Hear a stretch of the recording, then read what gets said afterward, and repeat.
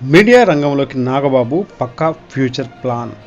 Mega brother Konidela Nagababu media రంగంలోకి అడుగుపెట్టారు. రాజకీయంగా జనసేన ఏపీలో కీలకంగా మారింది.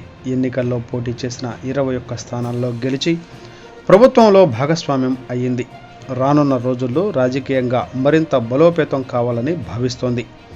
ఇదే సమయంలో నాగబాబు కొత్తగా మీడియా రంగంలోకి ఎంట్రీ ఇచ్చారు. ఎన్ మీడియా ఎంటర్టైన్మెంట్ పేరుతో లోగోను ఆవిష్కరించారు. పక్కా ప్రణాళికలతోనే ఈ నిర్ణయం తీసుకున్నట్లు తెలుస్తోంది.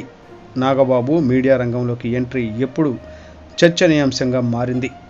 కొద్ది కాలం క్రితం వరకు సోషల్ మీడియా ద్వారా నాగబాబు తన అభిప్రాయాలను షేర్ చేసుకునేవారు. ఏపీలో రాజకీయ పార్టీలకు మీడియా మద్దతు ఉంది. జనసేనకు సొంతగా మీడియా వ్యవస్థ లేదు. ప్రస్తుతం 1 మిలియన్ సబ్స్క్రైబర్స్ ఉన్న యూట్యూబ్ ఛానల్ను నాగబాబు సొంతం చేసుకున్నారు. ప్రస్తుతం ఎంటర్టైన్మెంట్కే పరిమితం అవుతారని, భవిష్యత్తులో పొలిటికల్ న్యూస్ కూడా ఉంటుందని చర్చ జరుగుతోంది.